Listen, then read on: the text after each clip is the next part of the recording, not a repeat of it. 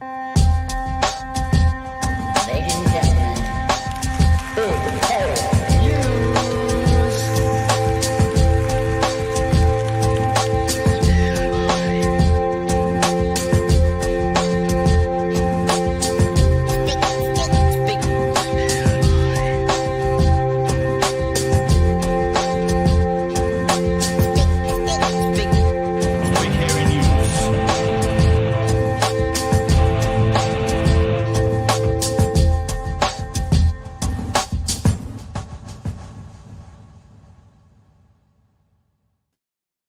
Hey, kia ora koutou i te whānau. Welcome back to another episode of Big Hero News. Kia ora, Chewie. How are you, love?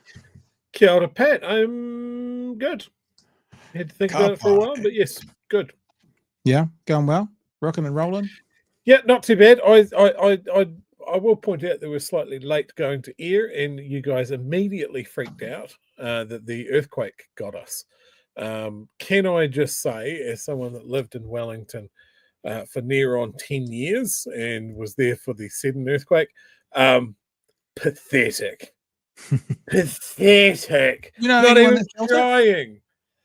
Yes, my workmate felt it as I was Okay. standing right next to it, And you didn't. next to him. And You he said goes, it. "Oh, Is your an earthquake." it? What? Yes, No, I wait. know.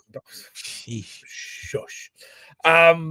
And I do love Stuff's initial reporting where they clearly just started ringing people in Southland and Fiordland, started ringing businesses and that sort of thing. But there was a direct quote of like from someone like, "Oh, did you feel this 6.3 earthquake?" And it was a chef, and he just went, "Well, didn't knock any cans off the shelf, and I was in the groove cutting up steaks. I didn't notice anything." And I'm like, and that was the quote that they went to air with. And I'm like, that's awesome. Good job. Yes, Kiwi Bird, thanks for the super chat. We did survive the quake. I didn't feel it. I didn't have a clue until I heard about it and saw about it. But thank you for your concern. Before we get going, Baba has a late fee for me. I don't pay late fees. I'm management. Management doesn't pay late fees. And XL Deer has a late fee, I guess, for both of us. Fair enough. Well done. Thank you for the super chats. Now, big old show tonight. It's a big old show tonight. This has meaning to it, because when I use the word Trump and stupidity to say this has been Trump's stupidest week, that is saying something. So Trump's stupidest week, we're going to have a chat about that. Point of clarification. Sure. Stupidest week so far. Correct. And also, Christopher Luxon, look, I probably shouldn't show you too much behind the curtain, but I was like, oh, we need a third story. Oh, Christopher Luxon's on breakfast. Let's go see what he had to say. Holy crap. That could be a 40-minute piece. We'll try not to make it a 40-minute piece, but I've taken four short clips from that where he basically explains why Nicole McKee is the best person to keep guns out of the hands of gang members. He will not give an assurance that New Zealand will not go back to the gun laws we had that helped cause the Christchurch massacre. He thinks they're still going to hit 500 new police officers by the end of this year, even though they're negative 50 at the moment. And yeah, it was just a nightmare. And it's funny because I watched it and went, this is a nightmare. And there's not really any commentary on it anywhere. TVNZ, I'm not saying TVNZ haven't commentated. They do this thing now where these big interviews from the breakfast show, they're actually quite hard to find. What I'm doing now is I go back into the breakfast show, I hit play, and then I have a look because they have a crawler along the bottom of the screen that says 6:20, 7:10, Prime Minister. And so I just scroll forward. So I have to actually go looking for it. It's a really big interview. And he says some really pretty big things. And just because you need a bit of eye candy, Chewie, it is John Campbell hosting this conversation. So yeah, it was nice. It was nice to watch. Yeah, look, it's not a good time for tough on Law and Order National. I saw stats on meth use in New Zealand has gone ballistic. What you mean since like pseudoephedrine became reavailable again? Yeah, that's an easy thought, and I had it myself. It turns out it's more from just importation of meth. So they're not intercepting enough at the border. It's being smuggled as imported. It's not being cooked. Well, just remember as well, right? We're very fair on this show. Whether you hate us or love us or somewhere in between, or you don't know us, what we will do is hold this government to the same standard they expected of the last government. Now, when National was in opposition, everything bad when it came to crime was Labor's fault. So we're going to hold them to the same standard. That would only be fair. 8 shootings over the weekend, 8 gun interactions over the weekend. So Whoa. we're going to put that. And you know what? If I was talking to you in another world, like going, let's be right. Obviously, that's not the Prime Minister's fault. But because they made every ram raid that happened the fault of the Labor government, it's only fair to put them at the pointy end of the crime now, because they did it to the last guys. It would be unfair of us to go, they blamed the last government for crime, so we'll let these guys go. So we're not going to do that. We'll talk about that later on tonight. And also, let's see where that's come from. We're going to talk to Marilyn Garson from Alternative Jewish Voices, sort of a roll on from last night, but also there's a story, and I read it this morning, and I was like, holy crap, that's what is going on in the world, that in the West Bank, Oscar winner Hamdan Ballal, I believe it is, who won an Oscar for, what was the name of the documentary? No Other Land. Allegedly got scooped up or got assaulted by, I think, Israeli settlers, was in an ambulance, and then got taken out of the ambulance by the IDF. And I don't think has been heard from since. We'll check that as we go. But that was the last report I read sort of mid-afternoon. And Chewie, I don't think that made one news tonight. I think that's actually quite a big story as well, and it's not being made. But with Marilyn on as well, we love having Marilyn on. We'll talk about a bunch of stuff around that issue, including if you watched last night's show, our interactions last night with another Jewish commentator of a different ilk. We'll have a chat about that as well.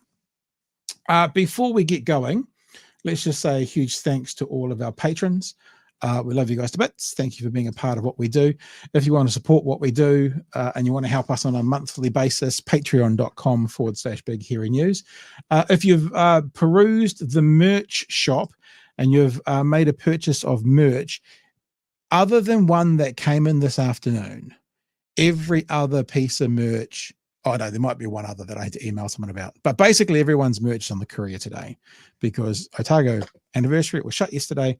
It's all on there today. If you want to be a part of what we're doing, you can go to bhnshop.nz, and remember, anyone who buys a hoodie or a t-shirt or a sticker pack, and that's these guys down here, the actual packs, we'll also throw in the new tax work less, tax wealth more sticker, and we'll throw in the new We Are the Grassroots sticker as well. This sticker here, We Are the Grassroots, will be a t-shirt next month, and of course you can get those tax work less t-shirts and hoodies right now. Thank you for being a part of it. We love it. I mean, like, it supports us. We make some dosh off it, and you guys get something delivered as well. Someone messaged me in the week, Chewie, after buying more merch, saying, thanks for making it easier to shop for my husband's birthday. I was like, cool. If we can help, we're happy to. All right. If there's nothing else, good sir, let us welcome to the show from Alternative Jewish Voices. It's Marilyn Garson. Marilyn, good evening and welcome back.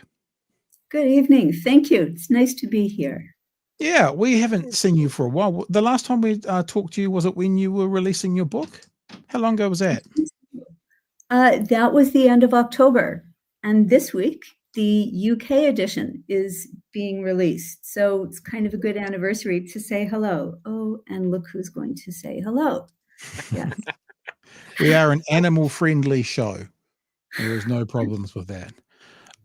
Very cool. So being released in the UK, any word, like any media over there sniffing around looking for interviews, doing anything like that with the UK press? Yes, we have our first launch event on Saturday night, which is early Sunday morning, here with Jewish Voice for Labor. That's a really obvious channel after what happened with Jeremy Corbyn. Very cool. All right, let's get into this conversation now. We've got a few things that we may want to talk about during this conversation, but let's start with this news today. Now, I'm just going to turn the volume down. Whānau here will know that I'm quite conscientious of making sure as much as humanly possible, we don't spread dis or misinformation with footage. Even last night when we were talking about the lawyer from Cambridge, we didn't say his name, even though his name was out there. Now his name has been publicized. It's a different story. And last night we were like, we're not quite sure when the video was from. We think it's this weekend. So what I'm going to say is we think that they have footage here of this guy being beaten. Now, I haven't seen confirmation of this, but with news sources showing it now, it's probably pretty fair to assume, although it is still an assumption, that this is accurate information. His name is Hamdan Ballal. As we said, he is an Oscar award-winning documentary filmmaker, No Other Land. And I'll play this in the background. This allegedly is footage of him being taken by IDF soldiers today. Marilyn, we said we're going to talk about this today. Do you have any information to pass on or any thoughts around what we're seeing? I have looked for updates and I have not found them. So as far as I know, nothing further is known about this man. He's just disappeared into official Israel. And I wanted to speak to two dimensions of what I observe. I'm not sure if they are self-explanatory. I think they're worth pulling out. The first thing that strikes me is that when these kinds of assaults happen, the settlers don't seem to mind being filmed. Okay, there's one person there with a bag over his head, but normally there's video and no one has too much concern about being filmed. And I think that says something that we need to pay attention to. I think the fact that it happens speaks to really the rot in every institution that is intended to socialize young people: family, education systems, the police, the military, the government. But there is a different rhythm to the violence that happens in Palestine. I don't know the West Bank well, but I became aware of it in the nights of the bombardments in Gaza. The strange thing is, Gaza has no defensive weapons. So wherever you are, you just sit and wait for the next bomb. You just sit, you listen to the planes circling and circling and circling, boom, because there is no other response. That means that the people who are perpetrating the violence, they can take all the time in the world. They have the numbers, they have the weapons, and they have nothing to fear. Hey, Marilyn, I'm sorry to interrupt you, but can I just make clear to our audience, you're speaking from experience here. You were there in 2011, is that right? And so this is not the stories that you're told. You've experienced this, correct? Right. I was in Gaza from 2011 through 2015. So the whole period of the 2014 bombardment, I was there. And what struck me is how safe Israelis are in the process of committing violence or war crimes, whatever it is they're doing. There is no fear to humble them, and there is nothing to spark any empathy with the people that they are terrorizing. It's an unhealthy kind of fearlessness, and that's what I see in these vicious settlers. They know that they're going to walk away from their violence and from the destruction of people's homes with the approval of their government because they are implementing a state project. Yeah. It's hard for us to get to grips with the extent of the unprotectedness that is Palestinian life. It's interesting because I think about, you see IDF soldiers on social medias and stuff celebrating or getting engaged in and amongst rubble. They're doing that as well. And it's funny when you think about it. There is a church in New Zealand who did something recently, allegedly, at a Te Aratu library, obviously not to the same scale, but the difference is amongst their church, they celebrated it. We showed some footage on here of the church service the next day. They celebrated it and they slapped each other's backs. But the difference is then you take one step outside their church and they have a community around them which says, hell no. I guess what you're saying is the community around these people are also going, yes. And then the community outside them are going, yes. And then their government is going, yes. So there's no one to go, hell no, to the settlers. Exactly. And it apparently was a group of soldiers who pulled this man out of an ambulance. Where is the safety?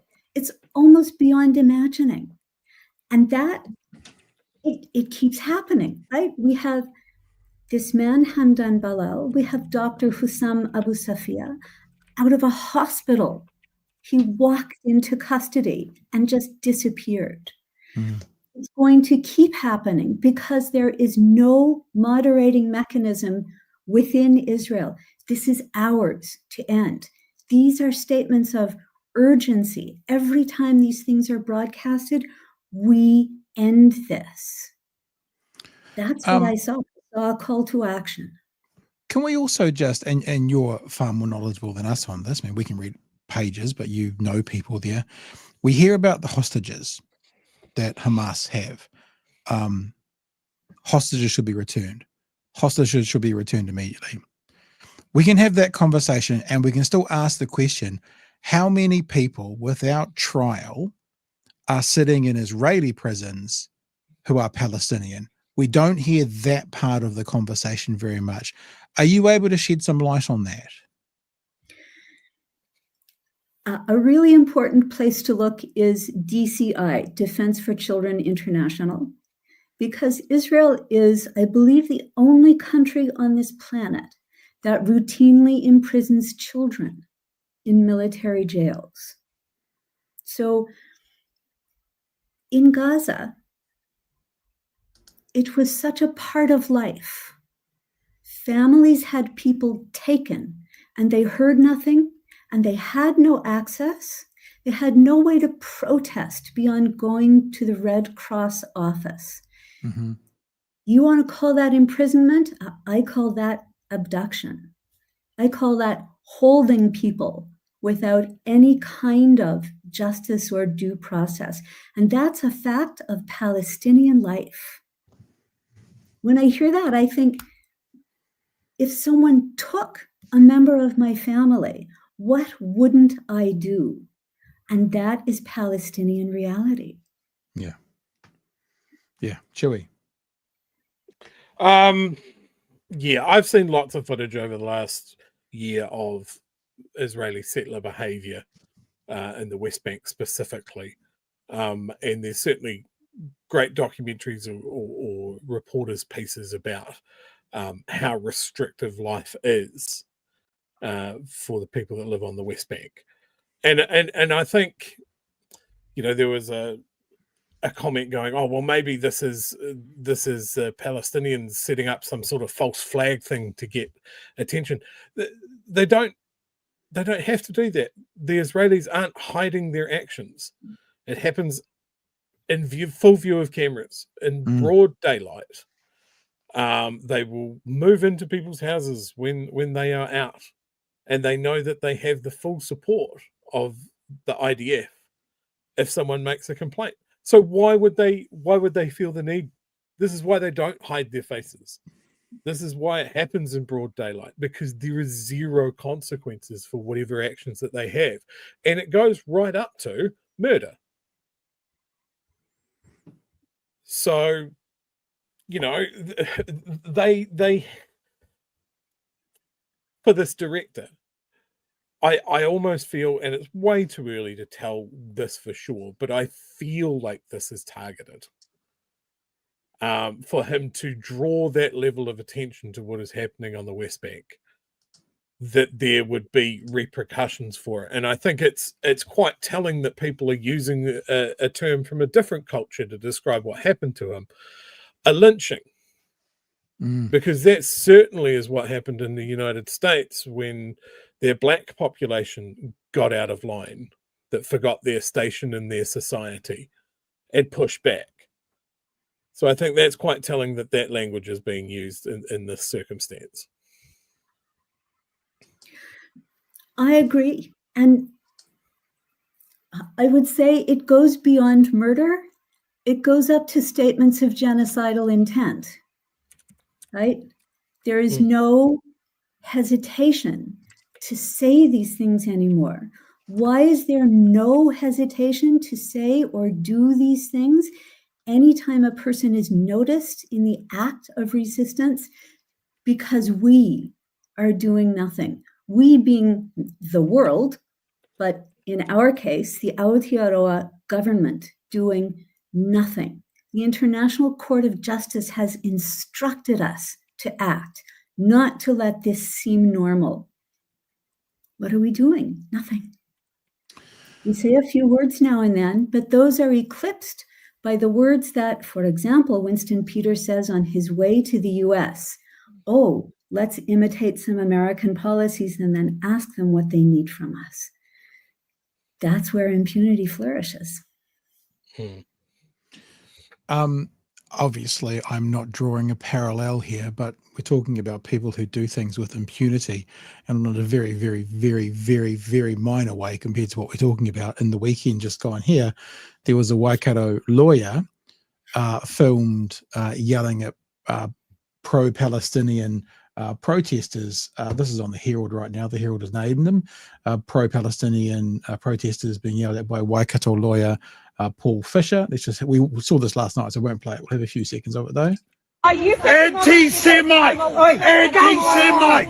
Anti-Semite! Come on! Are you going to do what you did to them on the 7th of October? Are you going to do what you did to them on the 7th of October, like these pro-Palestinian protesters committed some kind of offence? This has now gone much more viral. And as I said, mainstream media have located him. We thought we had the name last night and it wasn't confirmed, so we didn't do it, but it's out there now.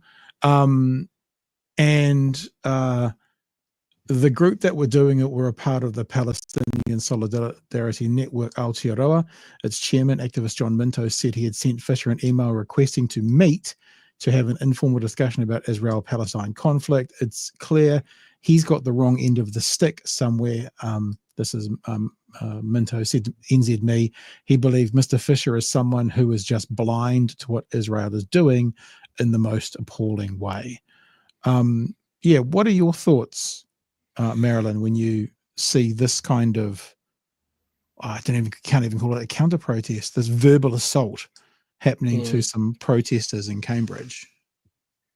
Yeah, the first thing I did was to send out some emails to people to say, do you know this man? Do we know anyone who might talk him down? Because he struck me as being so utterly out of control. And it's way beyond, the word that comes to mind is fragile, but it's way beyond that. 62,000 people are dead. This man cannot bear the sight of a flag being held by a peaceful person. It's like he's entitled to just spit his latte. It's a way of demanding total silence. And it seems to me that we are in a new era of this silencing. There's something performative. I don't think he's misinformed. I think there's a performance going on here. Since Israel broke the ceasefire on March 19th, I feel like people are trying to set a new stage.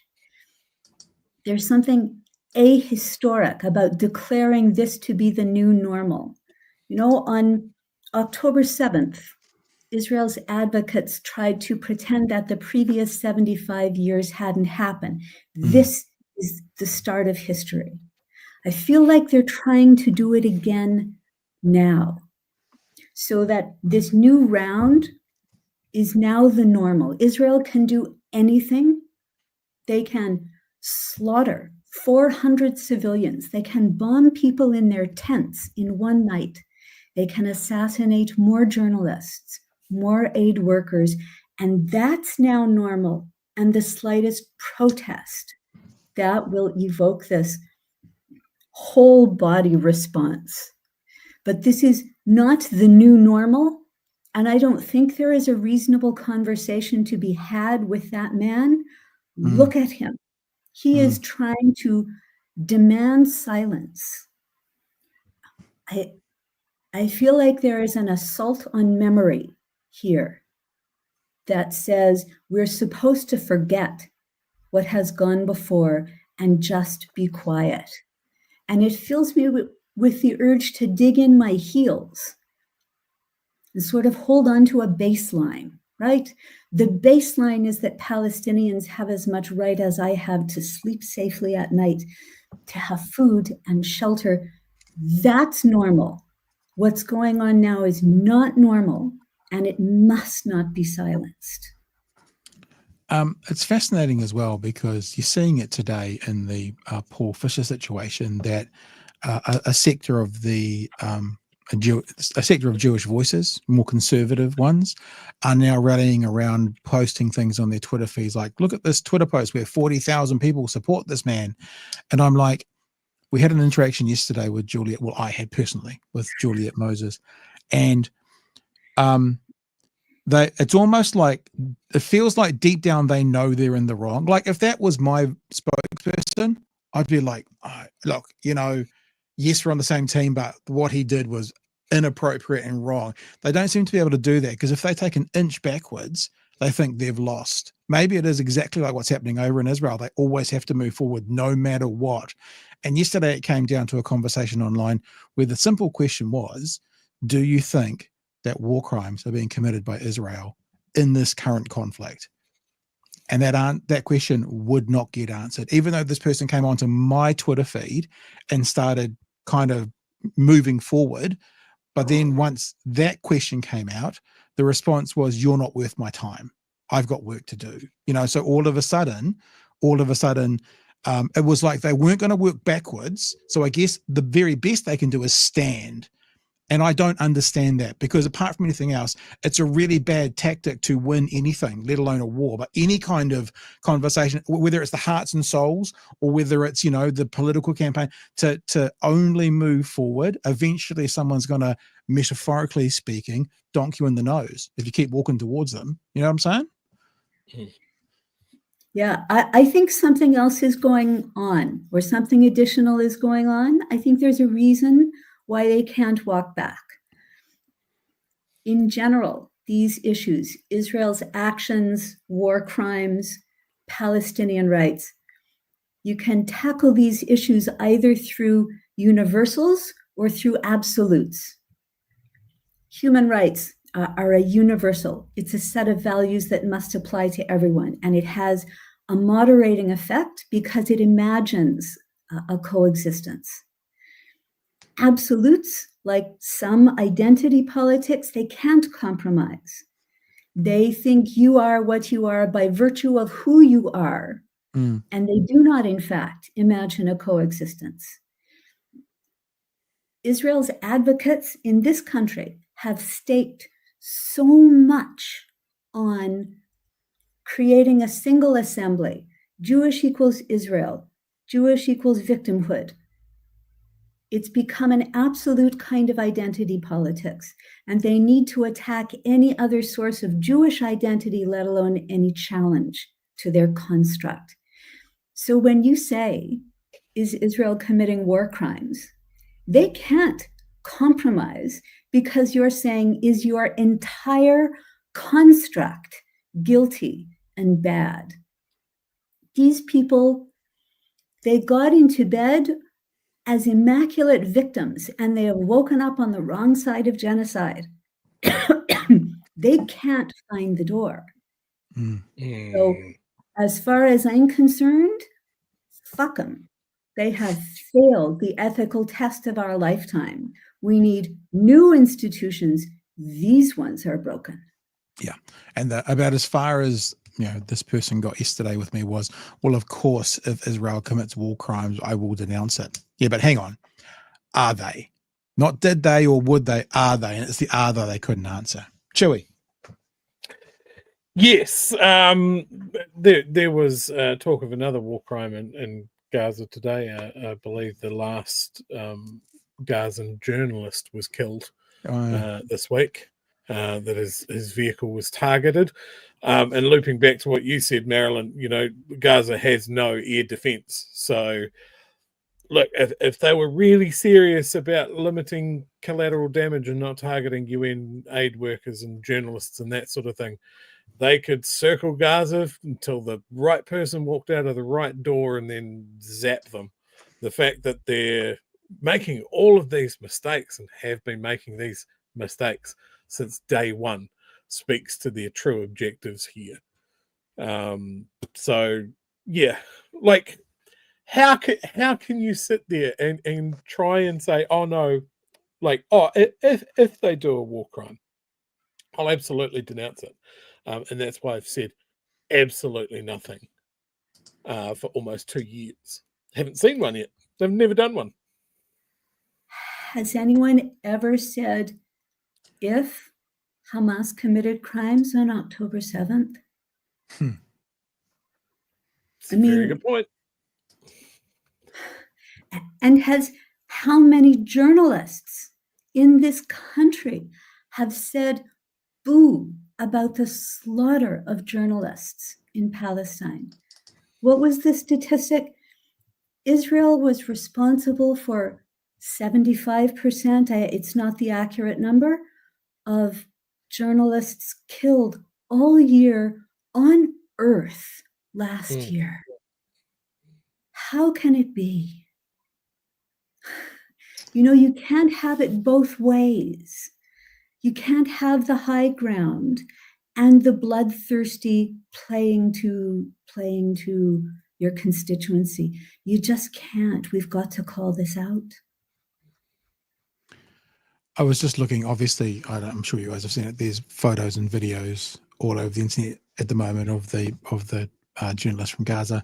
I should have saved it, I didn't, but on my TikTok feed today, I came across, I think he's been missing once before, and he came back into the area and he was in a truck or a van and he had his elbow on the window and there was a girl talking to him through the window going, I thank God you're okay. When I grow up, I want to be a journalist. But it was him, obviously previously. And then, of course, the juxtaposition of seeing people around his body today is quite shocking. And as you guys are both saying, this is not an uncommon occurrence, which I think is the scariest thing of all. I saw footage today of his mother approaching the grave. Just think of it. Just imagine the families, the children, the parents who have known that a member of their family is putting their life on the line to tell this story. How can that not be worth speaking to in our own media? How can that go by? I think, Pat, when you talk about journalists and that sort of thing, one of the things that I have been incredibly disappointed with out of all of New Zealand's news outlets is how Radio New Zealand continues to use really passive language when it comes to what's happening in Gaza.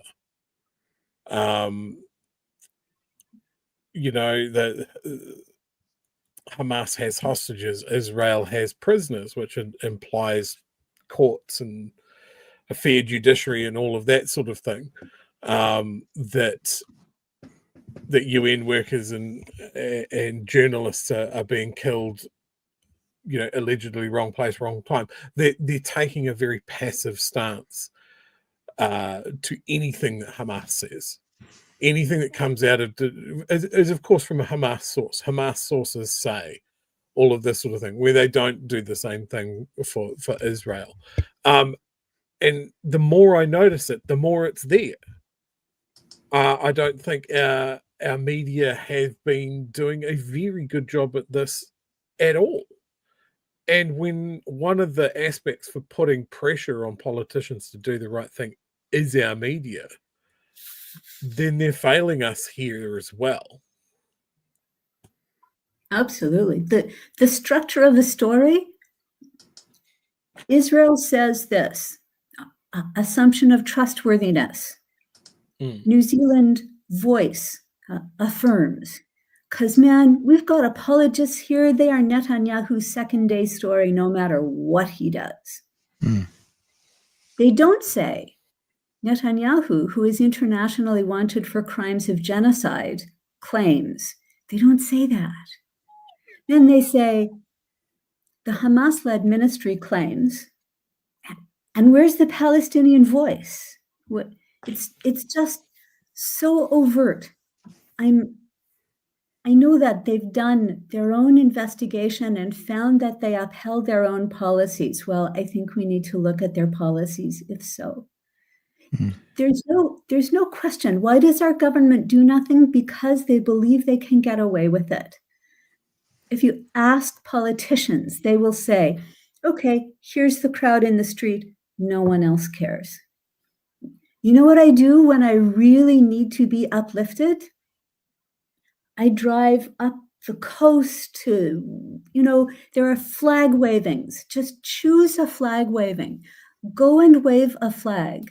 Be among people who are far from the headlines, but they persevere week after week to say, we care, we find it intolerable, and here we are. That's what's going to make this change all over the world, times a billion. That's what we need. It has You know what, Marilyn? for politicians to ignore. Yeah, I think that's where we'll leave it for tonight. I think they're good words to go out on as to what we need and what we want to move. That's okay. Unless there's anything else that you two really want to wrap up with, but I think that's quite a nice spot to go out as to how we move forward. All good? I agree. Okay. Before we go, Marilyn, we'll just tell people again. I know this is not why you're here, but we'll still tell people about your book. Still available, easy to pick up. Jewish, not Zionist. And if people want to find out more about alternative Jewish voices, it's ajv.org.nz. Hey, thanks so much for joining in again tonight, and we will have you on again super soon. Thank you for keeping this visible and present. We all appreciate that very much. Yeah, absolutely. Just doing our very small part. So thank you for being with us again. All the best. Okay. All right, Chewie. Do we got any super chats here to jump to? We do. You've already done that one. Peter here. I watched ContraPoint's deep dive into conspiracy theories in the right wing today. 2 hours and 40 minutes, but I thoroughly recommend it. Do you know what I listened to today? Diary of the CEO with Gary Stevenson, Gary's Economics. I'm about 2/3 of the way through it, and he's got it's a panel conversation with Gary on, and there's a guy who's worth 100 million or 50 million. Who's a serial entrepreneur, and really interesting conversation. I was going to bring some along to maybe show on one night, but really just go check out the whole thing. It's a fascinating conversation. The Danger of Mouse, $5. Call me dumb if needed, but is Israel considered a friendly? All my life I've only seen them as the bad guy, and I'm 54. It's an interesting one. Like, I've always been interested in war stuff, right? And definitely growing up and reading about what went on with Israel, definitely the lens of them being a Western ally was very, very strong. And the narrative that I was picking up is, here's a country that's surrounded on all sides by at that time throughout the Cold War, Russian-backed Muslim countries that wanted to push the Jews out. And that was what I picked up. And it's only really been since past the age of 20 that I've looked at that with a more objective lens and gone, well, hang on, something's not right here. And seeing, I guess, propaganda for what it is and having a more objective eye on what's going on. Yes, there are things that Israel has done that, could be considered justified under, like the 6-Day War and all of this sort of stuff, that militarily is an impressive story. But then when you look at why those surrounding countries had such a bee up their ass about Israel, and how free and easy Israel was with just zapping people in other countries and doing real shady shit from the Mossad and that sort of thing. It's just crept in and gone, maybe they're not the bad guys. And certainly they're not the good guys. And certainly where we are now, where Netanyahu's fine giving a gold-plated beeper in commemoration of basically a really shady mass terrorism bombing that they did on targets that they swear, hand on heart, they're all bad guys, and we got every single one of them. None of it's ringing true. And I think if I could put my finger on the first time that I really started to question and really started to look into the things that they'd done, especially with the armed settlers and the way that Palestinians were getting treated, it's that famous photo of that kid throwing a rock at a tank. And I was just like, why has this photo happened? And I started to look into it, and I was like, oh, okay, it's an occupation. They're oppressing a people. And that started to change my perception. And then when you look at the fact that how heavily armed they are, how protected they are, how advanced they are, and even going back to just they cooperated with apartheid South Africa to develop nuclear weapons. And it's just like, oh, okay, right. Here's a wake-up call. You said the famous photo. So I've just put into Google child rock tank Gaza, and it's a bit hard to tell because there are many of them that kind of speaks so many to it. of them, right? Yeah. So which is the famous one? They're everywhere. It goes to show. It's the first one. Yeah. The first one is the one that I'm referring to. But I guess what I'm saying is the thing that is the famous photo, if it's this one, it's also a fairly common occurrence. Because there's dozens of pictures of children, all young boys, it looks like, in Gaza throwing rocks at tanks. And guess what happens? The kid that's in that famous photo lived a long and happy life. No, he didn't. He died just a couple of years later, shot by a sniper. Right. And that last question from Kiwi Bird, I have texted Marilyn to try and find out an answer for you, Kiwi Bird, because if nothing else, we dig deep in our journalistic efforts to find out the name. We apologize that we missed that at the time. The other comment that I've got there is like, as you said, Pat, we strive to be fair here, and one of the things that Luxon has said time and time again is that he's laser focused on the cost of living crisis for ordinary, everyday, hardworking Kiwis, and that is why meth is getting really cheap now. Can't do anything about the supermarkets, too hard. Yeah, can get rid of customs and inspection agents so we get more meth into the country. Very good. And finally, one more super chat. Portava, perhaps? Australian $14.99. That's like about 60 New Zealand dollars. Love you guys. Thank you for always being the voice for the oppressed and the vulnerable. Well, yeah, we're just beggars trying to show other beggars where to find bread. That's all. Nothing special about us or what we do, but as much as we can, we will continue to. I'm just looking at my text messages. No response yet from Marilyn, so I'll find out for you. Okay, so stick with us tonight because we've got a couple of stories to go. We're going to do, I think we'll roll into old Donny boy here, the old cheetah skinned old Donny man. boy.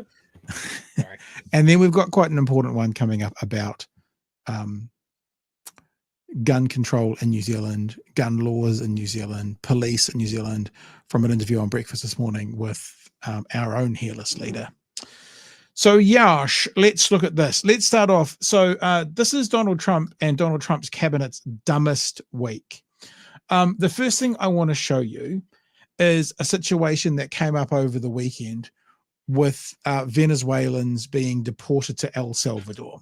We found out about it over sort of, in our time in the weekend that just went. Donald Trump came out over the weekend making it very clear it's nothing to do with me. There's such things It's such fake news. I didn't sign the order. They're now trying to walk that back, saying he wasn't talking about that order. He was talking about the order from 1798, the Alien Enemies Act. Sure you were, Donnie. So let's just have a look, first of all, at Donnie Boy, trying to convince us, people watching, that basically the act has nothing to do with him. Judge James Boasberg vowed, and I'm quoting him now, "I will get to the bottom of whether they violated my order, who ordered this, and what the consequences will be." He's gotten few answers in the nearly 1 week since those first 2 flights took off from Texas last Saturday.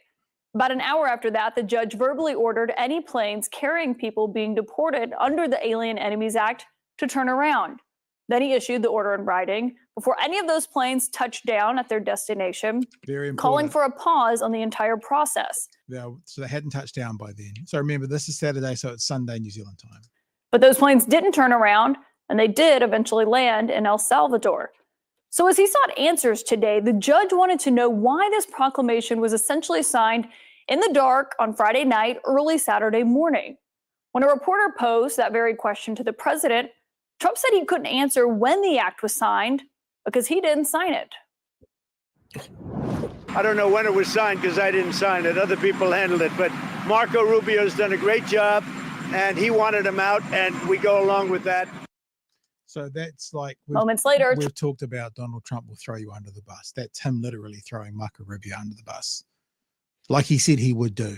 There's another clip which I don't have lined up, but I might be able to find it, that he said we can just blame Marco if we need to. So he's literally doing what he said he would do. Not remember we talked about how Donald Trump does this. So does Brian Tamaki. He will drop you like a hot stone. Nothing to do with me. Nothing to do with me. Trump again deferred to Secretary of State Marco Rubio when he was asked if he could deport people using that same policy right now. I would say that I'd have the Secretary of State handle it because I'm not really involved in that. But the concept of getting bad people, murderers, rapists, drug dealers, all of these are really some bad people out of our country. I ran on that. I won on that. Doctors. However, when it comes to this issue of signature or no signature, if you look at the proclamation invoking this wartime power over the weekend, it's on the White House's website. It is listed as a presidential action, and it reads, by the President of the United States of America. But even further than that, when you look at the version that is filed in the National Register, it bears President Trump's recognizable signature right there at the bottom. And of course, it wouldn't be auto-pen because we all know that if a president uses auto-pen, that's the worst thing in the world. So that was like 10 days ago, the whole situation. And since then, it's been coming out. So Donald said he didn't sign it. Nothing at all. He's got a problem with that. This is the Midas Touch Network. As you'll know, we're not listening to them. We're going to watch a clip they had because I couldn't find it anywhere else. The problem with that is after he signed it, his press secretary came out and said this. President Trump signed a proclamation invoking the Alien Enemies Act regarding the invasion of the United States by the foreign terrorist organization, Tren de Aragua. So they announced it was signed by him, and then he said he's not signing it. Like I said, they're trying to walk it back, saying the original act to remove these people, the bill that they brought in, the legislation they brought in, they opened up the Alien Enemies Act. It wasn't him who signed that, which is utter nonsense. So what's important for us to do also is find out who are these people that have been deported, as you're saying, Chewie. Right, these dangerous criminals. Here's they're all rapists and murderers and drug dealers. Every single we'll one look of at them, that. Right? Here's some information on CNN about the kinds of people that got deported, who are Venezuelans, got taken to basically a black ops prison, not in a country that had anything. It would be like someone getting picked up from Hamilton. So an Australian being picked up from Hamilton and taken to Fiji and put in a prison, although you'd be lovely in Fiji, I'm sure. Taken somewhere horrifically bad, put in a Thai prison, like where they would put people who do drugs, picked up from Hamilton and taken to a Thai prison. This is the equivalent. We did some extraordinary reporting this week and obtained the names of the migrants who were sent to El Salvador. That's information that the administration refused to share with the federal judge, but you got it. What did you learn? We're still investigating every single case on this list of 238 Venezuelan men who were sent to El Salvador to be in prison there. But this is what we know. We know that according to court filings and also our own findings here at CBS News, some of the people on this list do have criminal histories in the U.S. or abroad in countries like Peru, Chile, and Colombia. But we also know that according to the government, many of these people do not have any criminal record in the U.S. And we have received documents from lawyers and attorneys and also the family members of the deportees who say that these people, some of them, do not have any criminal history in the U.S., but the administration is accusing all of them of being part of this transnational gang known as Tren de Aragua. But how that accusation is being made is at the center of this story. The administration says they have used intelligence and other techniques to identify. Well, there's a lie. Trump administration using intelligence, that's straight away, that's an oxymoron. These people as suspected TDA members, but their relatives and their lawyers say that some of these men were identified as TDA simply because of tattoos.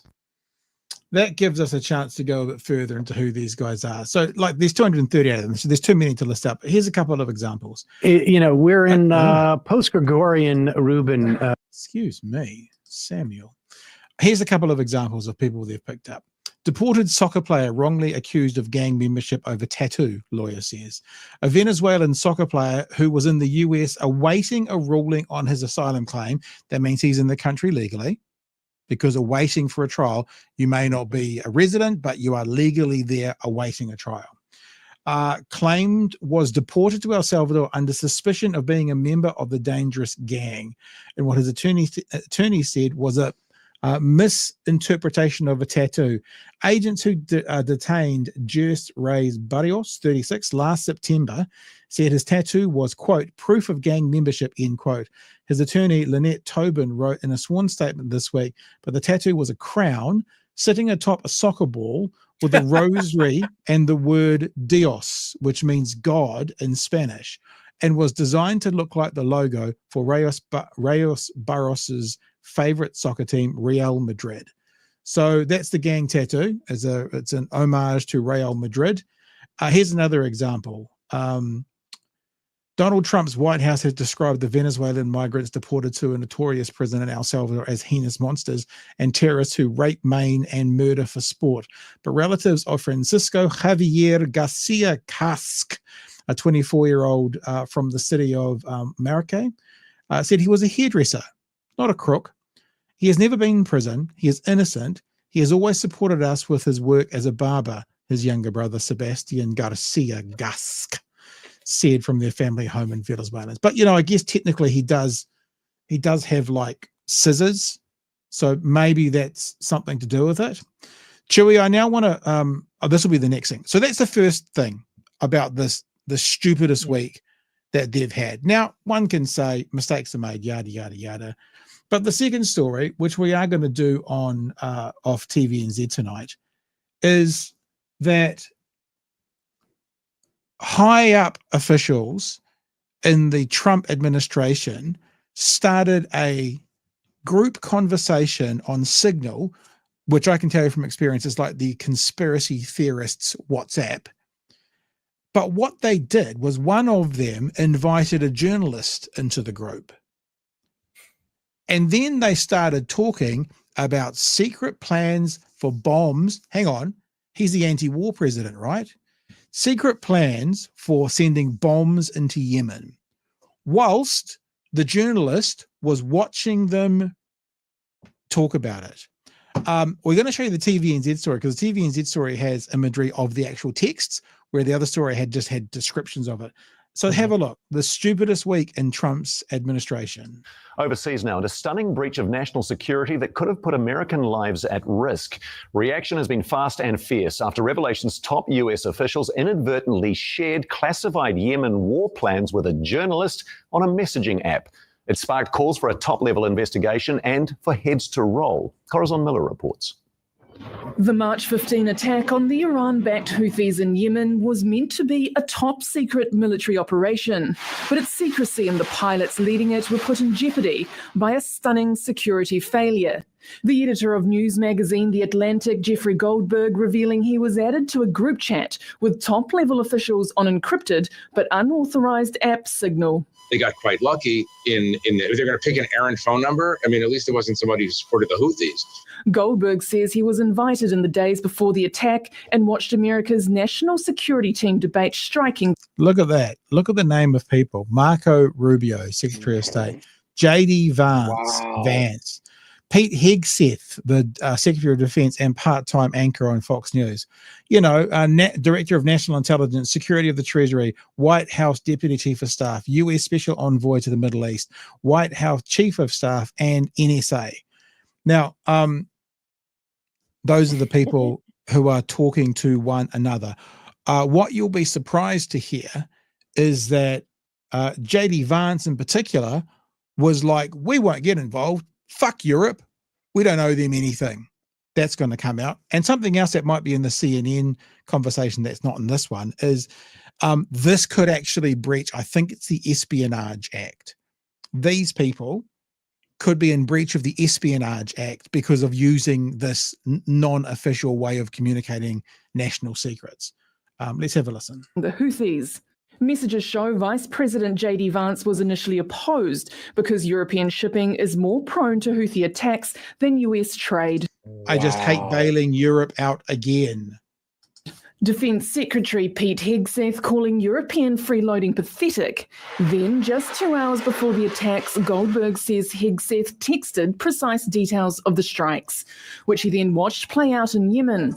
Group reactions to the deadly strikes, words of praise and emotion. There you go. Literally, Team America. America, fuck yeah. It's literally the icons you would see on Team America, World Police. Literally what you'd see. And that's what these guys are doing to one another. If this discussion had no emojis, it would be explosive. Somehow those 3 emojis make this whole thing worse for me. Yeah. Like, I think it needs to be an aggravating factor. Yeah. Well, it'll be interesting to see what happens from here if there are any charges, which there won't be. Emojis. I think we can forcefully say we've never experienced anything like this. Putting classified information in a commercial texting app puts our warfighters at risk, puts our pilots at risk. The Defense Secretary striking back. You're talking about a deceitful and highly discredited so-called journalist who's made a profession of peddling hoaxes. By the way, White House has not pushed back against any of this. The White House has been asked and questioned by reporters. They haven't said this is untrue. It's basically been confirmed. And this is Hegseth now trying to say this reporter can't be trusted. Well, you gave him the information and the White House has basically confirmed it to be real. This would be called covering one's ass if one can. Time and time again, nobody was texting war plans. The news apparently surprising President Trump. I don't know anything about it. You're telling me about it for the first time. Genius. Opponents this is not the win that you think it is. Yeah. Investigation. This is one of the most stunning breaches of military intelligence I have read about in a very, very long time. This kind of carelessness is how people get killed. Critics now asking why a party that pledged to make America's military stronger seemingly did the exact opposite. Corazon Miller, One News. There you go, Chewie. There, I've got one other little thing to share with you, but it's more of a personal thing. So that is, I'm now entering that for the stupidest week of Trump's administration thus far, and he's only been in about 10 or 11 weeks thus far. I'm going to start with Chuck Schumer. Surely you're the opposition. You can muster a bit more fire in your belly than someone that seems to be ordering from a drive-through menu. Yeah. Like the breach of security, fucking wow. Like Chuck Schumer's a waste of space. Yeah, Trump saying that he doesn't know what's going on. Like probably the only true thing that was said. Nobody's told you. Nobody's told you. Nobody thinks they need to include you. Nobody thought to warn you that the press was going to ask you about it. But that is your alpha move that we've seen twice tonight. His big defense here is, I don't know. No one told me. I didn't do it. I don't know what's going on. We just attacked another country, apparently on my say-so, but I don't know anything about it. And what about that? And Remember, maybe, Mr. No War President, all the other ones have been war hawks. I'm not a war hawk. No wars around me, as he's signing off on bombing in Yemen. There's one other thing. There's one other getting a thing. drunk, There's one other thing I want to add in white here, Chewie. supremacist. And you said to us all, did you say it publicly? Maybe you did or didn't, that you weren't going to America next year for various reasons. Yeah. I think that's really smart because these kinds of stories are happening every single day. I'm the Canadian who was detained by ICE for 2 weeks. It felt like I'd been kidnapped. I was stuck in a freezing cell without explanation, despite eventually having lawyers and media attention. Yet compared to others, I was lucky. No explanation, no warning. 1 minute I was in an immigration office talking to an officer about my work visa, which had been approved months before and allowed me, a Canadian, to work in the US. The next, I was told to put my hands against the wall, patted down like a criminal before being sent to an ICE detention center without the chance to talk to a lawyer. It goes on to say that she basically works in California and goes backwards and forwards all the time. Never been a problem. It became a problem. Another story about someone, I think from Sweden, and because that I'm pretty sure it was a she, had some disparaging comments around Trump during the last 12 months. They found them and considered her a danger to come into America. So Chewie, my friend, a good move that maybe we steer clear of the US for the next 3.5 years. The other thing, though, just to wrap, I thought about this week, because we've got an election coming up next year. I'm like, holy shit, 4 years. 4 years. They've been in for a couple of months. 4 years of this. It's terrifying. I'm done. Chewie. Yeah, you're right. I was just searching for there's somebody on Blue Sky keeping a list of all of these deportations and stuff like that, and it's a long list, and I think the thing that's concerning is that it's varied. There's comments on that list of someone that works apparently for Homeland Security over there, and he says, I've worked in Homeland for near on 15 years, and I have never seen something like this before. That it is stuff like, so like I when I went to America last year, you have to do an electronic visa and stuff like that. You have to fill out a form, and one of the things that they ask you to put is social media accounts. And that's the thing, they will scan for that, and I was seeing this list and seeing these people that were getting bounced and the reasons that they were getting bounced. That said something disparaging about Trump, and I was like, well, don't look me up. And hi, welcome I'm to sharing I'm sharing memes about it. I'm doing PHN. I'm standing up for Palestinians and that sort of thing. I'm pro-Ukraine. And now, like, when they can't tell a football tattoo apart from fucking gang membership, I've got tattoos as well. So I was just like, look, I would love to see my American friends. I mentioned this to them. I said, look, I have plans to go to Tennessee next year. I can't risk it. Yeah. I'm not going to. And all of them went, that's a shame, but we understand. Yeah. I think there were figures that came out that said how, like, one of America's big tourism drives is Canada. And the trips across the border from Canadians has dropped through the floor. And that is trillions of dollars of tourism income from Canada gone. And just think, I mean, this is not this has been going on, but I remember, if you've seen the documentary Sicko, Michael Moore, he spoke to Canadians way back then. That would have been in the 90s, maybe early 2000s. And there was people who would be coming across, because the Detroit's about as far north as you can go in that part of the world. It's quite close to a Canadian city, and there's quite a lot of daily trips backwards and forwards between Detroit and this part of Canada. And this couple would not enter America without taking out health insurance and litigation insurance just across the border. So it's never been good, but now it's just extra bad.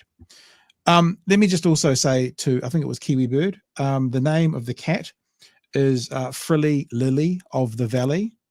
And that is what the cat looks like. That is a ridiculous cat's name, and it is, looking at that majestic creature, 100% deserved. All right, let's do some chats and let's get into Mr. Luxon, eh? Oh, can we rephrase that? Let's rip into Mr. Luxon. Let's slide into his DMs. Is that what are we doing? No, let's not do that. No. All right. Mr. Arvid's just like a boxing club patch arrest. Kiwi Bird says, reminder, fascists are very dumb. It's true, actually. Speaking of ICE, I saw a commentator, not like one of us lunatic commentators, but like on a real station like CNN, talking about how a lot of ICE agents are like failed police officers and stuff, and they don't have the same kind of credentials, and they don't get through that, and they get put in that, and then when they get cut loose like they are at the moment, look out. Just look out. Howie says, Theo, the master, has an interest here in New Zealand, was welcomed by national government.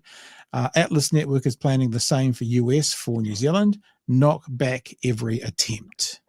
Mama Mac, this is the ultimate form of gang patch law.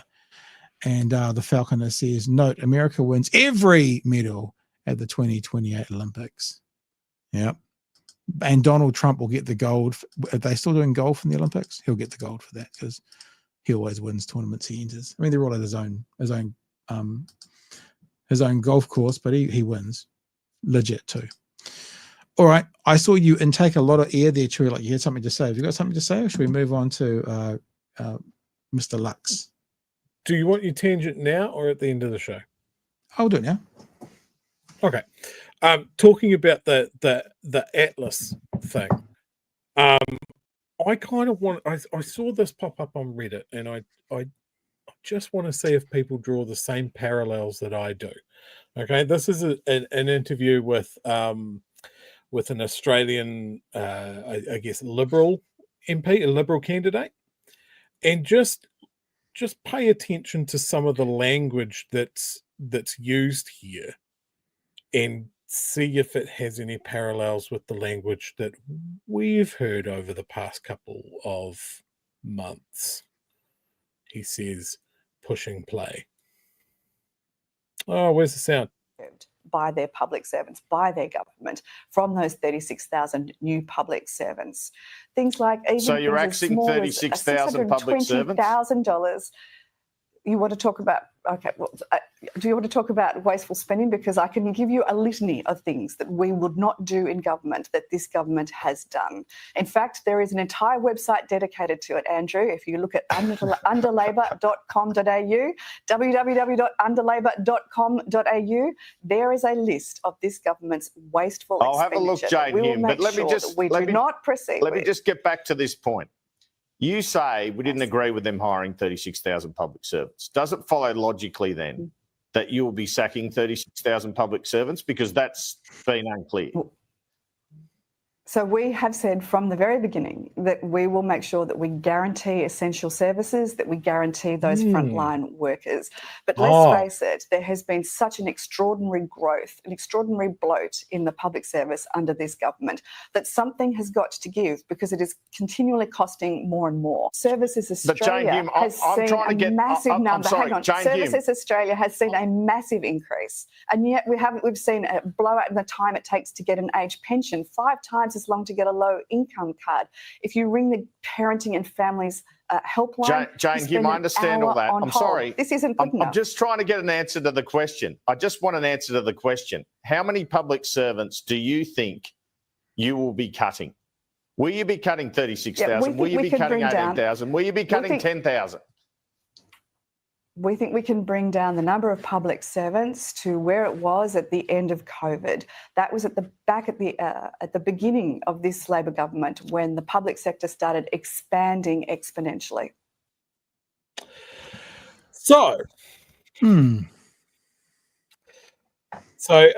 a few really clear parallels that we've seen both here and overseas, right? Wasteful government spending, too many public servants. We're not going to outright say that we're just going to cut all of these people. We're definitely not touching frontline services. Don't you worry about that. Isn't that funny that this is happening at so many different Western countries. So what I would say to you is I can't forget the acronym. No, in all seriousness, there's two possibilities for that. One is that it's a coordinated messaging coming from a centralized group down to all these Tories. Two is Tory governments are saying that this messaging is working in other countries by Tory governments, so they're just picking it up and running with it. To be honest, we don't know which of those it is. It could be either. We should be prepared for the worst case scenario. You know what I'm saying? Yes, absolutely. But yeah, I just thought that was really interesting. Yeah. All right, I'll do a little tangent though. I'm not even going to do a proper tangent, just a really tiny one, because someone just mentioned the name Portaka in the chat. This is super cheap, super quick, because I don't have any video for it. Portaka, you know, the Māori minister for Māori, he was unaware that the government had ruled out the treaty clause in their new RMA reform. Māori Development Minister Tama Portaka says he's looked over his notes since reporters asked him what he thought of the removal of the treaty clause RMA reforms, but he didn't want to get into semantic gymnastics. The clause required the principles of the treaty to be upheld as it included in the current RMA. RMA Minister Chris Bishop confirmed on Monday Cabinet had not agreed to include the clause in the coalition's proposal. Earlier on Tuesday, Portaka told reporters it was the first he'd heard about it when asked. Portaka has since told reporters it was very confusing before. I wonder if he's got good, strong calf muscle from that moonwalking backwards, that, you know, he's backing up to get back to on message. Because when they first asked him, he was like, I got no idea what you're talking about. Heard that before from the right, maybe just about 15 minutes ago from an orange-faced guy. Or maybe they just feel that they don't need to include him. Maybe. In discussions, and they threw him under the bus. Either way, not good. Yeah, 100%. Mr. Alves says Portaka is full of caca. All right, we'll just leave it there. Okay, we're going to go into the last story of the day. Now, I've left this a bit later than probably we should have, but it's a really big story. Breakfast this morning with the Prime Minister. Like, this was a nightmare conversation that's not getting any exposure. Let's have a look first of all, because remember, this government held the last government to a standard that basically, you know, if a single pickpocketing happened somewhere in the country, it was Chris Hipkins' fault. You know, all of the bad stats around crime were all laid at the feet of Labor. So one's only fair that crime stats now get laid at the feet of National. Now, some of you are going to say, some of you want to push back. No, it's a carryover. No, if they're new spikes in crime, like, for example, gun violence over the weekend. What are you doing in the context of 5 gun crimes over the weekend? In the context of Tanya Kura, the Assistant Police Commissioner, telling Jenny May earlier in the program that year-on-year gun crime is increasing. What are you actually doing? Well, actually, John, just in the last year, just so you do know the facts, is that actually victimisations with guns. So first of all, it doesn't answer the question by trying to use, as Kellyanne Connie would say, alternate facts. Guns have actually come down after going up for a number of years. Where are those figures from? I can give you those figures, but basically, but just not right now. I don't know about them now, but I'll have my people call your people. What we're looking at is total victimisation, or victimisations with guns-related stuff is actually just trended down over the last year, which is a good thing, but it's not nearly enough. Overall victimisations are down 2% overall, although it's a strange old measure because police don't keep violent crime stats, right? Guns, what are we talking about? Because there are lots of articles that suggest gun crime is having a big start to the year. Under national, hard on crime. The last guys couldn't get any of their crime stats down. Under national, though, gun crime going through the roof. Well, I just say to you, there's still issues with guns. Let me tell you what we're doing about it. The first and foremost is the police now have new powers to crack down on gang patches. The upside of that is it actually gives police the powers to actually go into gang pads, gang cars when they pull people over, and they've actually been securing a lot of these illegal guns off gang members over. So your way to battle the gun crime in New Zealand is to hopefully find out that they're wearing a patch and then use it. So therefore, if they stop wearing patches, you've got nothing you can do. So basically what you're saying to all the gang members out there is stop wearing your patches. We can't stop you. We can't search you. So that's the tactic for getting gun crime down. Got it. The period of the last quarter since the new legislation came in late last year. We've obviously got our firearm prohibition orders, which is about to bite, but for that to happen, you need to get the first prosecution. That will happen shortly, but that's important because that gives police even more powers about that. But, we are backing the police to give them as many tools as they possibly need to because... But are you? Police Association don't feel like you're backing them. Are you really backing the police? You're right. The issue is the illegal guns, and it sits with the gangs, and that's why we've got to smash the gangs and actually put them in their place and actually take the guns off them. Are you doing that? Are you doing that? Sorry. I just want to ask you. You say you got to smash the gangs. It's the second time you've used that phrase in the interview. 3 minutes before the first part of the conversation, he said smash the gangs as well. It's so the thing that's so pedestrian about these guys is you can hear what they're saying for the week is. And this week, you just keep listening out for Luxon, smash the gangs. Says it twice in this conversation. You'll hear it more through the week because some 25-year-old on the 9th floor who's probably doing part-time social media as well has gone, oh, smash the gangs. That sounds. I'd listen to that. And as I say, used it very effectively prior to the last election. Are you doing that? We're not seeing gang patches, but ain't no one being killed. Ain't no one being killed by a gang patch. It's the guns that kill people, right? It's the guns that Chris Cahill told Jenny May. Correct. His police officers were coming across every single day. What are you doing to get them off the streets? Exactly, John. That's what I'm just trying to say to you is that with the gang patch legislation, that enables police to have more interaction with gangs to actually take away illegal guns because they're in their... If they've got a patch on. So if they don't, you got nothing. Prosecuting on gang patches and coming across other stuff, drugs, guns, all those other things. So when we talked about this with the commissioner just recently on one of our stand-ups was that in that first quarter since that legislation has been passed, there's been some really good progress with illegal guns actually coming out of the gang environment. Number one. Okay, so he's identified that gangs equals guns. Right. Next logical thought, Mr. Luxon. Where are the gangs getting the guns from? We know that, although not officially, that it's straw buyers.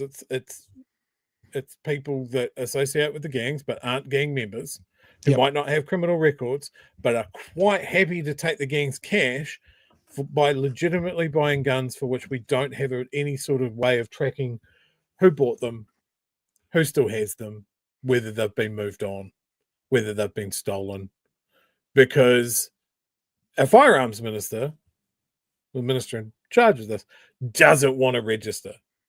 Well, doesn't think the police can do it. So that conversation happens or has happened in this as well about the straw buyers, whatever they're called. But also this next part of the conversation flows quite well into what you've just said because there is new legislation coming up. And John Campbell's like, I'm surprised we haven't talked about this new legislation more. But is Nicole McKee, former, some would say, current gun lobbyist, the best person to put in charge of that, seeing as it's trying to keep firearms away from the gangs? And apparently multiple groups, including the police, are wondering why the Minister for Police isn't in that position. It would appear that he was, and Nicole McKee has replaced Mark Mitchell. So that's this conversation. Is up for the third reading under urgency this week. Is it under urgency? Why should Nicole McKee replace the Minister of Police in this legislation? It seems really strange to me. The police have said it's strange. Why is that happening? Well, John, I think you're mixing two issues. The first issue is where are the source of illegal guns? They're actually coming from gangs. That's why we're being tough on gangs. There's a series of issues around firearms hold on a sec. No, Prime Minister, sorry. The gangs have them. No, hold on a sec. The gangs have them, but Chris Cahill told us earlier they're coming from straw buyers, right? Which is people who have guns legally and then are on selling them. And shall we remind us, how could we get rid of that? The thing that the police actually want as well, it's with the gun register. And then there would be a way to track the gun going from the gun shop to the owner. Then people could go and go, hey, can you show us the gun that you own? Hey, why are we finding this gun in those people's hands when it says you're supposed to own it? But this government doesn't want a gun registry. The police do. Because they don't. Gun City doesn't want a firearms register. Yep. All right, we'll keep going with Mr. Luxon.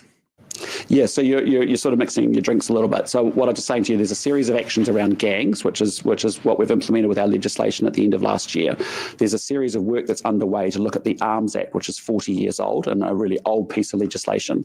Our focus in all of the firearms conversations is to make sure that we're enhancing public safety, and that's been our focus. What you're talking about is a very specific... enhancing public safety, right? Remember that. We want to know how you're enhancing public safety. It does sound like a good title. Now break that down for us, please, Mr. Luxon. How are you enhancing public safety? Piece around compliance on gun clubs in particular.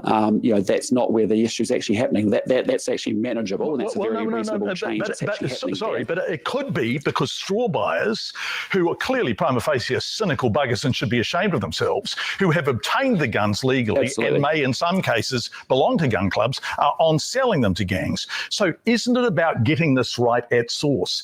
I'm just really confused. Is Nicole McKee, former gun lobbyist, spokesperson for the Council of Licensed Firearms Owners, now Associate Justice Minister with responsibility for firearms, the right person to keep guns out of the hands of gangs? Mm-hmm. Yes, and our cabinet understands. So we look at all the firearms components of the legislation that we're reviewing, which was actually a commitment from the National Party and the ACT Party. The reality is we need to make sure that we're continuing to enhance public safety. So that's why the review of the firearms registry is there to make sure that it's actually working in the way. The people in Featherston and Carterton think their safety was enhanced over the weekend. I mean, look, everyone knows this is tough. I just wonder, are you enhancing public safety? And if so, how? Let's set aside the gang patch stuff. What will the arms, shooting clubs, shooting ranges and other matters amendment bill do to enhance public safety? Well, John, what I've just said to you is there's two bits. You're mixing two things. The firearms legislation, and I understand the link around illegal guns and straw sales, right? But the firearms legislation there's been no discussion, no decisions made on all of that. There's a series of things that are being looked at in there, quite rightly so, because that legislation is 40 years old. So, but rest assured, as those decisions come to Cabinet, we'll be making sure that we enhance public safety. Everything we've been doing is... So it's just said enhance, but it hasn't really said how. This is the buzzwords. The government is about improving public safety. That's why we passed the gang laws. That's why we've got the associating and consorting provisions. That's why we've got firearm prohibition orders coming. That's why later this week we're actually going to cap the amount of sentencing discounts that judges can apply to serious crimes. That's actually all part of our effort to make sure that we actually are doing everything we can. And even if that comes into place. Yeah, how does getting judges to not be able to sentence fewer months equal safer guns out in the community? It's just all of that comes after the fact. Yeah. Yep. Like he's not talking about who's importing the guns. He's not talking about what sort of guns are being imported. He's not talking about tracking who buys the guns. He's not talking about having enough police to police the firearms laws that we do have. He's a firearms minister that seems to want to roll back a whole bunch of stuff that Labor brought in after the mosque shootings. Yeah. So he can't have this both ways. Yeah. Well, he tries, and we are going to get to the mosque shootings before we wrap up, but this has got about 5 to 10 seconds to go. To make sure people are safer. Yeah, I think it's a few seconds to make sure people are safer. If you saw this being out of whack as well, in other words, like not in sync, I apologize. Let's talk about the government. I don't know why that was the case. Right, so we'll keep going actually, because I've got 2 very short clips here. I'm just refreshing them in case that sync thing was happening out there as I was seeing it. Okay, so Chewie, it was interesting. I wonder if John Jay got a voice in his ear, because this question that I'm going to play for you now is only 1 minute and 18. This is asking Mr. Luxon if we could ever, is there any future anywhere that we possibly could go back to gun laws like we had pre-2019? Like, is that a possibility at all? And what you want this Prime Minister to say is, well, no, of course not. But he doesn't. And he won't. Which means there's no guarantees we won't. Would there ever be a situation in which returning to the status quo in 2019 and before, when, of course, the terror attacks took place in Christchurch, around the ability to own semi-automatic weapons, would there ever be a situation where we would want to go back? Ever.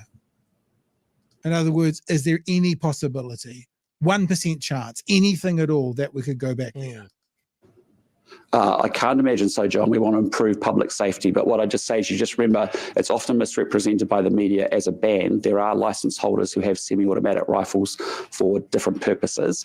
Absolutely. But I'm talking about what was in place prior to 2020. Would you ever want to return to that regime in any shape or form? Well, what I want to... Well, I just say to you, under the current laws that we have today, you've seen illegal gun crime over the weekend, which is concerning. We want to make sure we enhance and improve public safety. That's what we're doing as we go through the firearms legislation work. Prime Minister, sorry, did you answer my question? Would there ever be a situation in which it would be okay to return to the pre-2020 situation? Third time round. I can't imagine, but we've yet to have those conversations in Cabinet, and there's a range of considerations around firearms legislation that we need to look through as we rewrite that Arms Act, which is 40 years old. So I can't imagine it, but I can't give you an unequivocal. What that means is the door is open for that as a possibility. My personal view is no. It still has to go to Cabinet, but this is my personal position. Fucking just answer a question, man. Yeah, but even just no. And if that changes, I mean, these guys have walked back so much so far. In that moment, no. You know, it's not a difficult word to say. Here's the last thing. I am going to give him very much a partial credit for pointing out the fact that there are licensed users that still have access to semi-automatic weapons. Mm-hmm. That tightened up massively after the mosque shooting, and it's mainly a pest control and stuff like that.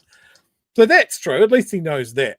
But he is woefully out of his lane on everything else.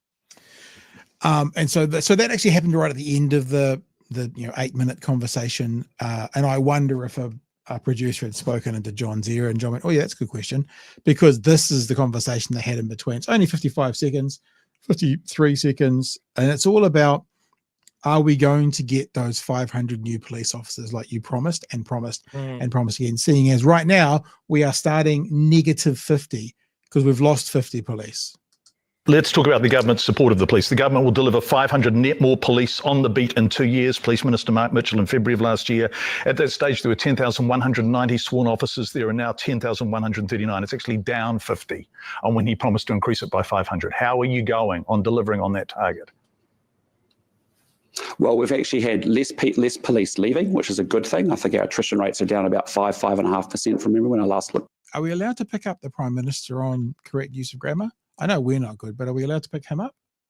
That's fair, isn't it? The leader of the country should be faultless. Fewer, not less. Fewer police officers. Well, we've actually had less police leaving, which is a good thing. I think our attrition rates are down about 5.5% from memory when I last looked at it. We've had really great number of recruits coming through. And in fact, this year, John, we're having to actually increase our recruit rings out to about 100. We used to have about 70. Will you meet that target? So, will you meet that target of 500 extra police? Well, it'll be tough, but yeah, that's our commitment. That's what we're going to do. We're going to do everything we can to meet that target. And so we have. Did you see that stage down? That's what we said. That's our commitment. We'll see what we can do. That went from a yes to a maybe to a nah. Just in that 3 little steps went from a that's what we said. That's our commitment. We'll see what we can do. Just in 3 quick sentences. Tough, but yeah, that's our commitment. That's what we're going to do. We're going to do everything we can to meet that target. And we have to get those extra police officers out onto the front line. So there you go, Chewie. That's the end of my videoing for tonight. And that is the end of the Prime Minister's talky talk on BHN. Look, what I'd say to you is, yeah, I'm just laser focused on cost of living, increasing public safety, fucking just add it all to the grab bag. Look, these guys have made so many promises. The police are one promise, the ferries are another, hospitals and healthcare, no cuts to frontline. All of this, we're going to bring the cost of living down. All of these are core promises that they took into the election. Well, with the exclusion of the ferries, they didn't talk about that during the election. But a lot of these are core messaging that they had going into the election. And in every single count that we are keeping track of, they have objectively, provably failed. This is the record that Labour and Greens and Te Pāti Māori need to hammer at every possible opportunity. In the same way that Luxon will always hit his talking points, they need to hammer that point with every time there is a camera in their fucking face. Yeah. That this is the message. I noticed today that Chippy is really getting Labor's messaging online with something that we suggested. Nice, pithy 3-word slogan. Yep. Have you seen that, Pat? I have not. It is fuck off. Is it fuck off, Luxon? I would give so much credit for that. Look, I'm going to give Chippy a lot of credit actually, because for just coming out and calling Winston old man yelling at clouds. The only thing he could have done better is literally hold up the placard of Abe Simpson yelling at clouds. Just do the meme, bro. Just have it in your back pocket. You'll always need it. I'm misquoting it, but it is 3 words. I think it's homes is the last word, health and something else. Maybe What wealth, up, health, Holmes? and homes. Is it what up, Holmes? Is the last word? I don't think it's what up, Holmes, and I don't think Chippy has just had cornrows put in.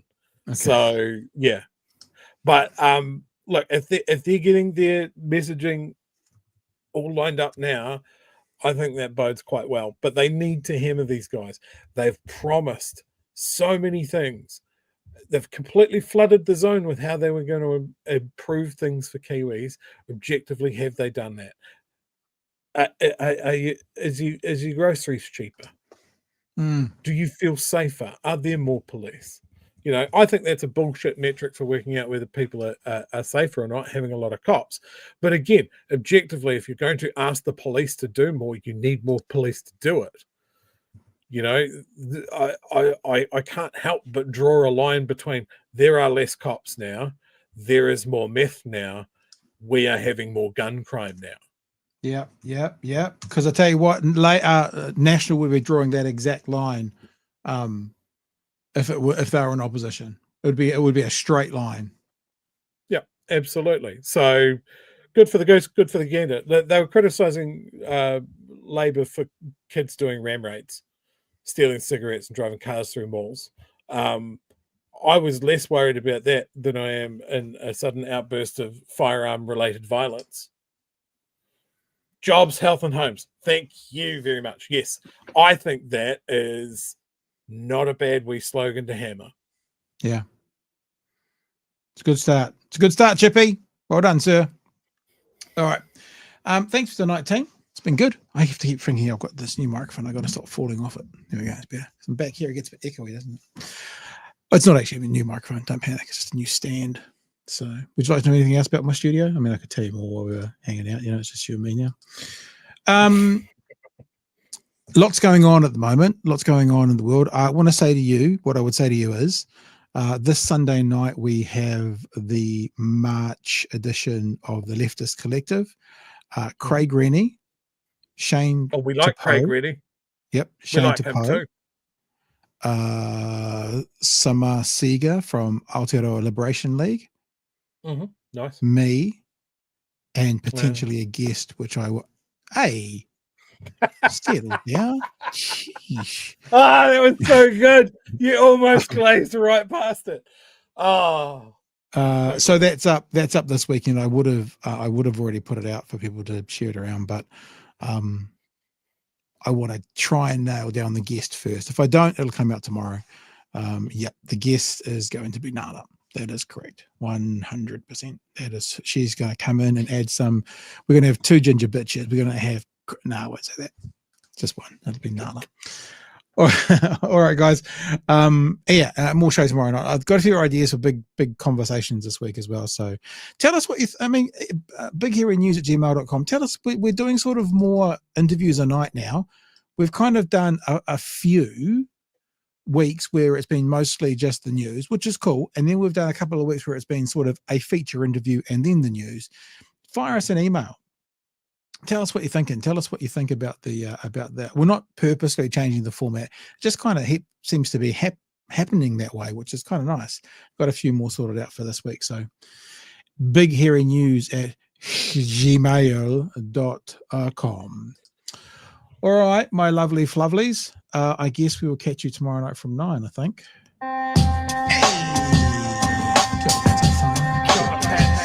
Hang on. We can't both bounce like that. It's too much. You can bounce and I'll chill. We synced up, didn't we? We both started bouncing. It looked ridiculous. I'll be still. You can bounce.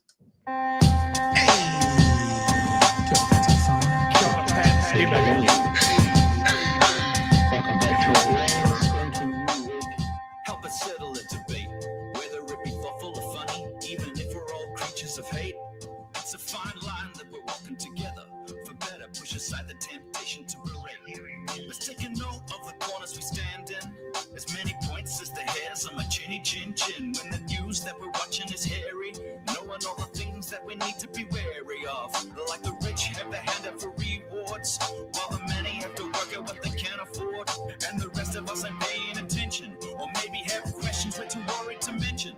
Other media is still dwelling on trivial facts, vetting bees from the rice and the mice from the rats, and picking and choosing a war puff to run, and linking ourselves with the hill to die on. It's gotta come down to a welcoming vibe, with an A in a self and a higher in mind.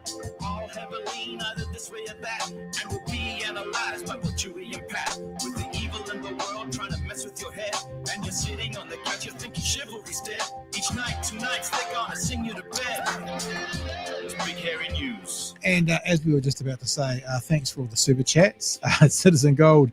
Whenever they claim I haven't heard that, the journos need to follow up with, we know about it. How do you feel being clearly excluded from that discussion? Yes. Rewise says if Luxon was a spice, he'd be flour, for fuck's sake. Luxon is a robot. You can't sentence our Pedro to censored mates. Not sure what that means, but there, I was always throw something out there.